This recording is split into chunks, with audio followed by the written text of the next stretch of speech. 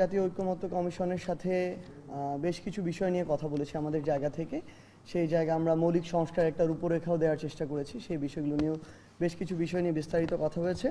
শুরুতেই আমাদের সদস্য সচিব তার জায়গা থেকে বলেছেন যে আমরা যে মৌলিক সংস্কারের কথা বলছি এটি কিন্তু শুধুমাত্র নির্বাচন কেন্দ্রিক নয়, কিংবা সংসদে 2/3 ভোট নিয়ে একটা সংশোধনী নয়, বরং আমরা মনে করি যে এটি হচ্ছে রাষ্ট্র ও সাংবিধানিক যে ব্যবস্থা সেটার ক্ষমতার ভারসাম্য, জবাবদিহি ও বিকেন্দ্রীকরণ নিশ্চিত করবে।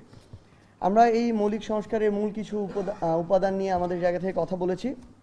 আমাদের এই যে শাসন ব্যবস্থায় ফ্যাসিবাদী বা স্বৈরাচারী যে প্রবণতাটা, এই প্রবণতার যে উপকরণগুলো চিহ্নিত করতে হবে।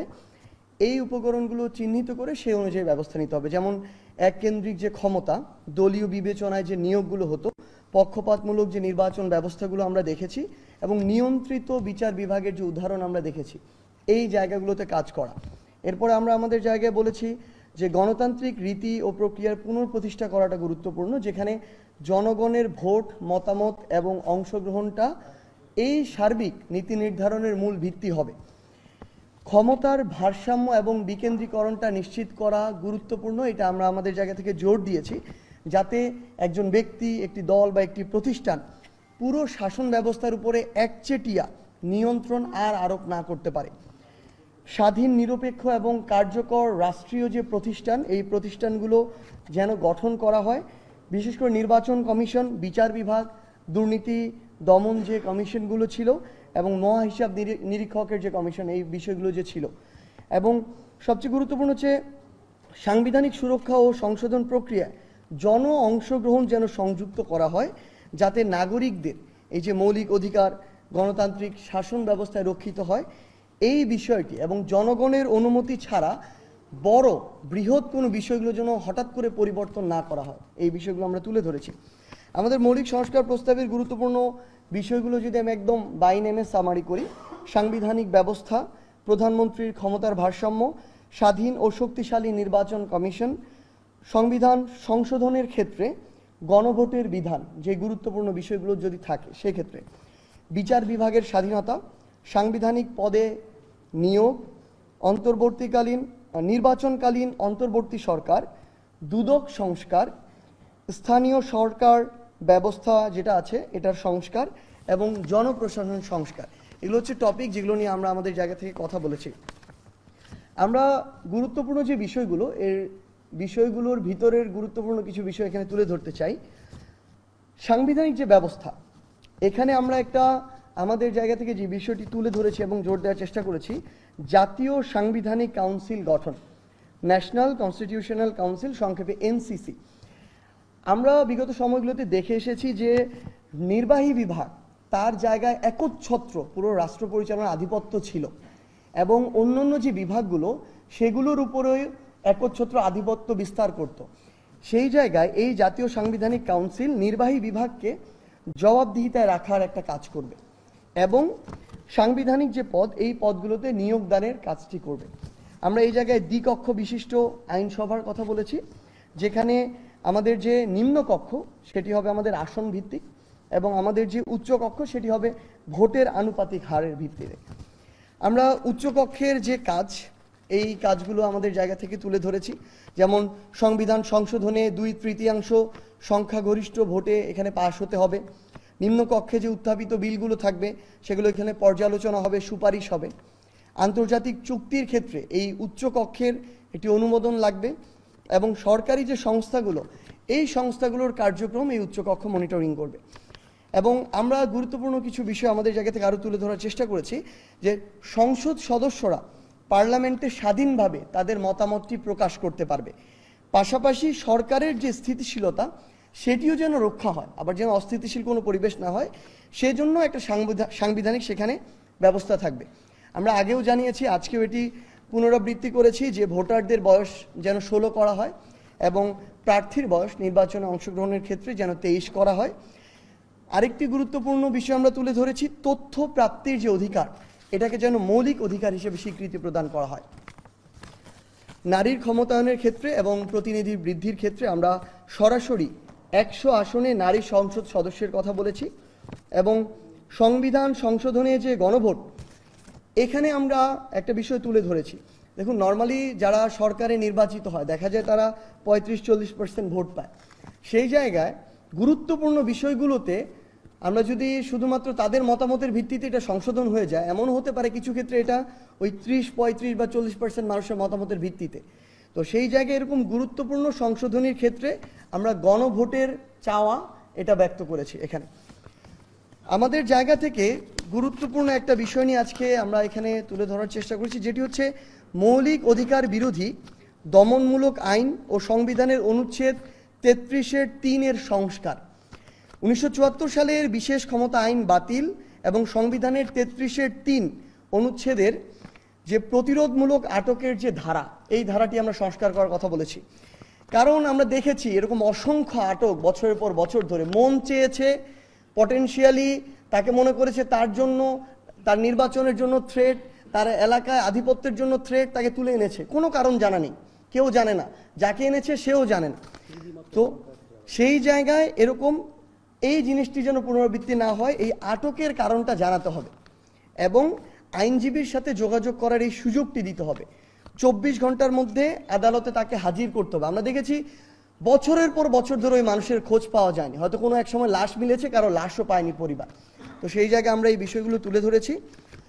এরপরে নির্বাহী ক্ষমতার ভারসাম্যের ক্ষেত্রে বেশ কিছু বিষয় আমরা এখানে আলোচনা করেছি। যেমন আমরা বলেছি যে প্রধানমন্ত্রী সর্বোচ্চ 2 মেয়াদে থাকতে পারবেন, দলনেতা, প্রধানমন্ত্রী এবং সংসদ সদস্য একই ব্যক্তি হতে পারবেন না।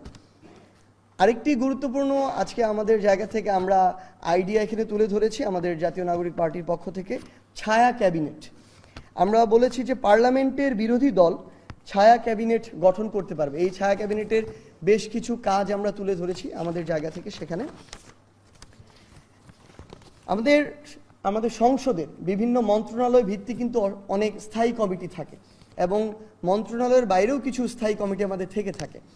তো সেই জায়গায় বেশ কিছু স্থায়ী কমিটির, যেমন আমরা যদি বলি pack, PSC, public accounts committee, পরিকল্পনা রিলেটেড যেটা আমাদের মন্ত্রণালয় রিলেটেড, জনপ্রশাসন মন্ত্রণালয় রিলেটেড এবং স্বরাষ্ট্র মন্ত্রণালয় রিলেটেড, স্পেশালি এই 4টা মন্ত্রণালয় বা সংসদীয় যে আমাদের স্থায়ী কমিটিগুলো থাকে, এই ক্ষেত্রে ওই স্থায়ী কমিটিগুলোর প্রধান বিরোধী দল থেকে হতে হবে এবং অন্যান্য জায়গায়ও যেন এই প্রায়োরিটিটুকু দেয়া হয়। এই ক্ষমতার ভারসাম্যটা আমাদের দেশ সুষ্ঠুভাবে চলার জন্য খুব বেশি প্রয়োজন এবং এই যে আমরা ফ্যাসিবাদী কাঠামোর যে বিলোপ করতে চাই, এই বিলোপ সাধনের জন্য এই ক্ষমতার ভারসাম্যটা প্রয়োজন, যেটা আমরা এই জায়গায় তুলে ধরেছি। এবং আরেকটি বিষয় যেটি হচ্ছে প্রধানমন্ত্রীর বিরুদ্ধেও অনাস্থা ভোট দেয়া যাবে, এই বিষয়টি আমরা আজকে এই জায়গায় তুলে ধরেছি। বিচার বিভাগের স্বাধীনতা খুবই গুরুত্বপূর্ণ জায়গা, যেটি আমরা এতদিন আমাদের শুধু প্রত্যাশা না, প্রত্যাশার ধারে কাছেও দেখতে পাইনি। সেখানে বিচার বিভাগের নিজস্ব প্রশাসনিক সচিবালয় গঠন, সুপ্রিম জুডিশিয়াল কাউন্সিল গঠন, প্রধান বিচারপতির জ্যেষ্ঠতার ভিত্তিতে নিয়োগ, বিচারপতি নিয়োগে জুডিশিয়াল কমিশন ও মেধাভিত্তিক পরীক্ষা, আপিল বিভাগে বিচারপতি পদোন্নতিতে নিরপেক্ষ মূল্যায়ন পদ্ধতি এবং শহরগুলোতে, বিভাগীয় শহরগুলোতে স্পেশালি হাইকোর্টের স্থায়ী আসন স্থাপন, এই বিষয়গুলো আমরা এখানে তুলে ধরেছি। দুদকের বিষয়ে আজকে আমরা একটু লম্বা সময় নিয়ে আলোচনা করেছি, কারণ দুদক নামক যে প্রতিষ্ঠানটা, এই প্রতিষ্ঠানটা আসলে রাজনৈতিক যে ক্ষমতাসীন দলগুলো, আমরা এর আগে আওয়ামী লীগকে দেখেছি রাজনৈতিক দলের প্রতিষ্ঠান বানিয়েছে, ক্ষমতায় যাওয়ার হাতিয়ার বানিয়েছে। তো সেই জায়গায় দুদককে যেন সাংবিধানিক প্রতিষ্ঠান হিসেবে স্বীকৃতি দেওয়া হয়, এই বিষয়টি আমরা তুলে ধরেছি। আরেকটি গুরুত্বপূর্ণ বিষয় ছিল সরকারি ও বিচার বিভাগীয় কর্মকর্তা যারা ছিল তাদের বিরুদ্ধে মামলা দায়েরের ক্ষেত্রে আগে কিন্তু সম্পূর্ণ স্বাধীনতা দুদকের ছিল না। দুদকের আইনের 32 ক ধারায় বলা ছিল যে সরকারি কর্মকর্তা বা বিচার বিভাগীয় যারা কর্মকর্তা ছিল তাদের বিরুদ্ধে দুর্নীতির অভিযোগে যদি মামলা দায়ের করতে চায় তাহলে সরকারের পূর্বে অনুমতি নিতে হবে। তো এই ক্ষেত্রে আমরা মনে করি এই যে প্রক্রিয়াটি দুর্নীতি রোধে আসলে একটা বাধা হয়ে দাঁড়ায়, এটাকে বিভিন্নভাবে প্রভাবিত করা যায়, রাজনৈতিকভাবে প্রভাবিত করা যায়। তাই আমরা আমাদের পার্টির পক্ষ থেকে স্পষ্ট অবস্থান জানিয়েছি, এই দুদকের 32 ক ধারাটি বাতিল করতে হবে। আমরা স্থানীয় যে আমাদের নির্বাচন ব্যবস্থা, এই ব্যবস্থা এবং হচ্ছে স্থানীয় যে সরকার ব্যবস্থা, এই জায়গায় কথা বলেছি। দলীয় প্রতীকে এই যে নির্বাচন যেটি ছিল স্থানীয় পর্যায়ের, এটি বাতিল করতে হবে। এই একটা প্রসেসের মধ্য দিয়ে রুট পর্যায়ে ফ্যাসিজমকে প্রতিষ্ঠা করার চেষ্টা করা হয়েছে। এই একটা প্রসেসের মধ্য দিয়ে ভালো মানুষগুলো যারা কোনো দলের ছিল না, কিন্তু স্থানীয় পর্যায়ে ব্যক্তিগত গ্রহণযোগ্যতায় বা ব্যক্তিত্বের জায়গা থেকে মানুষ তাদেরকে ভোট দিত, নির্বাচিত করত এবং তারা জনমানুষের সেবা করার চেষ্টা করত, সেই মানুষগুলো কিন্তু ওই যে একটা ট্যাগ লেগে যাবে তাদের, এই ট্যাগটা দলীয় ট্যাগ না লাগানোর জন্য এই মানুষগুলো রাজনীতি থেকে সরে গিয়েছে। সো ভালো মানুষগুলো যে জনপ্রতিনিধি হওয়া থেকে বিমুখ হয়ে গিয়েছে, এটি আবার ফিরিয়ে আনতে হবে। এই মানুষগুলোকে আবার জনগণের প্রতিনিধি হওয়ার স্পেসটুকু করে দিতে হবে। আমি কোনো দল না করতে পারি, কিন্তু আমি একটি ইউনিয়নে, একটি উপজেলায় সাধারণ মানুষের প্রতিনিধি হয়ে স্বচ্ছভাবে কাজ করার যে স্পেসটি, এটি যেন কোনো দলীয় ট্যাগ ছাড়া কেউ করতে পারে, এই সুযোগটি আমরা পুরো বাংলাদেশের মানুষের জন্য আবার করে দিতে চাই। এবং আরেকটি বিষয় নিয়ে আমরা এক্ষেত্রে কথা বলেছি, রাইট টু রিকল ব্যবস্থার প্রত্যাবর্তনের কথা বলেছি বা প্রবর্তনের কথা বলেছি। এটি কেন বলেছি? কারণ আমরা দেখি যে অনেকে নির্বাচিত হওয়ার 1, 2, 3 বছর পর তার আসল রূপটা চেনা যায়। এই ক্ষেত্রে যদি কোনো একটি নির্দিষ্ট জায়গার ক্ষেত্রে 60% বা তার বেশি মানুষ 2 বছর, 3 বছর বা 1 বছর পরেই মনে করে যে যেই জনপ্রতিনিধি এখানে আছেন উনি আসলে জনপ্রতিনিধি হিসেবে যে কাজটুকু করা দরকার সেটি আর করছেন না, উনি ওনার দায়বদ্ধতার জবাবদিহিতা কোনো জায়গায় ওনার কাজটুকু উনি করতে পারছেন না, তখন চাইলে 60% বা তার বেশি জনগণ যদি চায় ওই নির্দিষ্ট জায়গার, তাহলে তারা নতুন করে আবার তাদের এই অধিকারটুকু থাকতে হবে যে তারা রিকল করবে যে আমাদের এখানে নতুন করে আবার নির্বাচন দেওয়া হোক। এইটুকু আমরা এরকম একটি নতুন করে এখানে আইডিয়া দেওয়ার চেষ্টা করেছি। এবং সবশেষে আমরা জনপ্রশাসন বিষয়ক আমরা আলাদা একটি আমাদের জায়গা থেকে সংস্কার প্রস্তাব করেছি। সেখানকার মূল বিষয়গুলো যে জাস্ট আপনাদেরকে বলি।